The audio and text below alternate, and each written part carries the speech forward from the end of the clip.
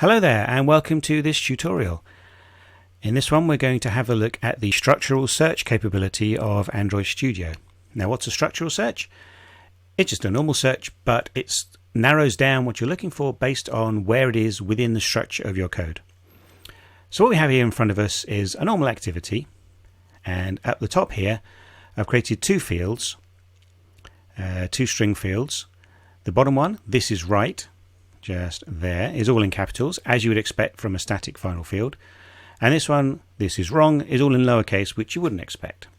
Now let's say we wanted to replace the lowercase one with the uppercase one. We just do a quick search just to show how this would work out. So a regular expression with the match case. And we'll do a word boundary, then a character class, anything from A to Z, just like that, and an underscore. At least one of those, and a word boundary, but you can see it's matched all lowercase words, and that one there, just this is wrong, and the occurrence of it down here. So we wouldn't be able to say do replace of all lowercase with uppercase because it would match too much. So this is where the structural search comes in. So let's just get rid of that and close that. So we press Command Shift and A, or Control Shift and A, depending on your operating system of choice, and in the action search we will type in search structurally, just there. Then we'll click that and we get the structural search template. Now don't worry if yours has something different or even nothing in the template, we're going to replace it anyway. So to do that we go over here and hit copy existing template. Now, there's lots of different templates depending on what it is you want to search for. In our case we're just going to search for things in the class based, so we expand that one out, and if we just move that across you can see the names a bit better. And of course we're looking at the fields, so we're just going to go fields of the class. We hit OK, and that copies the template across into the search template.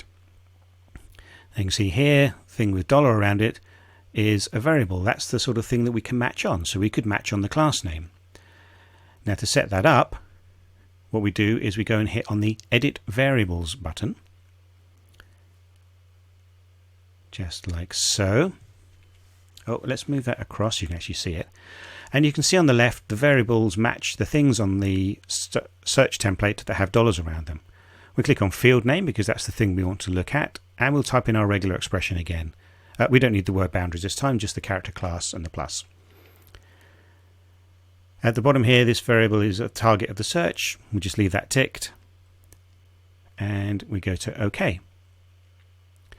Now, as we said before, we want this to be a case-sensitive match, so we'll tick the case-sensitive button. Now, here you see the file type. So this is what sort of files is it going to search through. As you can see, you can do structural search on XML documents, Groovy, HTML. There's probably others that will come in different things, but that's all we've got for now. And we go to the scope. We just want to limit our search to our module. If you want to go further afield, obviously you can change it to project files, project and libraries. In this particular case, we just want to search through our own module. App is obviously the one that you get standard when you create a new project, so we'll just leave it at that and hit find. And then we go down the bottom, the search results. Now I created two activities, a main activity and another activity. They're absolutely identical except for the names. I just did it just to show it does find them in both. And double click, there we go, you can see it shows us the match. What it doesn't show you is the match on line 18 because the structural search is not part of the structure. But we can go one better than that. So now we go to Preferences. And we click, let's move it across a bit. We click on Expand Out Editor. And then we go down to Inspections. There's lots of inspections. Some of them are on, some of them are off. We're going to look under General, expand that out. And you can see the Structural Search Inspection currently switched off. So let's enable it. Tick. And we'll click on the plus, and we're going to add a search template. Now what pops up, you should recognize this, it is actually identical to what you were just editing. It's remembered everything, so we don't need to edit the variables, we don't need to change the case sensitivity, we can just click OK. And we need to give it a name. So let's give it a meaningful name, and we'll call it static fields should be in upper case. Click OK. Now over here we've got the severity. At the moment it's warning, You can see there are lots of other severities. For fun, let's change it to error. Click there, click on OK, and hey presto, our "this is wrong" field now has the red wiggly line of doom underneath it. And of course, if we move the mouse over it, look at that. Static fields should be in uppercase. Exactly what we want. Now, normally with these things, you can press Alt and Enter or Option and Enter, and look at that. You get all the quick fixes. Nothing of any use there because it's just a find. But we can change that too. So let's go back into our preferences. Just there. And structural search inspection. Now we'll remove the one that we've just put in. And in this, instead, we're going to add in our replace template. Now here you get two templates. This is what you're going to search on, and this is what you're going to replace it with. Now for the replacement, we actually have to remove some of this. So we'll just get rid of that first line and the curly bracket. Now you get an error at the bottom. We just sort of ignore that for a little bit. And how do we change one thing to another? Well, what we have to do, we have to change the variable name in the replacement. So we're going to change it to upper field name. Again, ignore the error at the bottom. But now when we hit edit variables, we've got a new variable called upper field name. We now click on that. Script text. Not particularly helpful. Let's click on the dots and see if it's any better. Edit Groovy script constraint. Well, not really. What it's actually going to do is it's going to execute a piece of Groovy. Now at the bottom here you can see it lists the variables that you can play with. Now what we want to change is the field name. Not dollar. Let's get rid of the dollar. Just field name.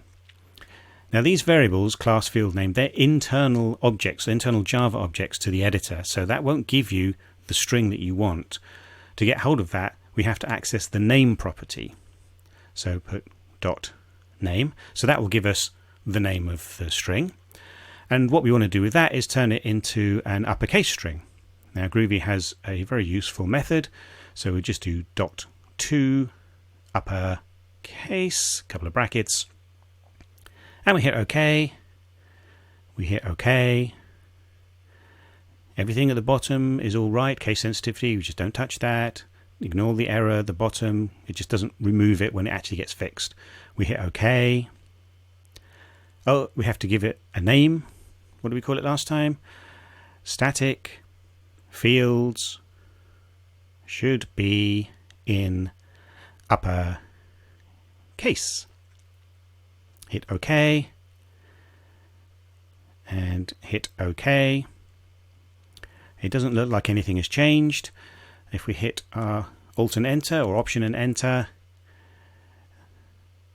Oh no, sorry, we have to move off of it and back onto it. Try again. And look at that, a quick fix. Replace string with "this is wrong." We choose that and hey, it's capitalized our string. What have we done? We just basically created a quick fix.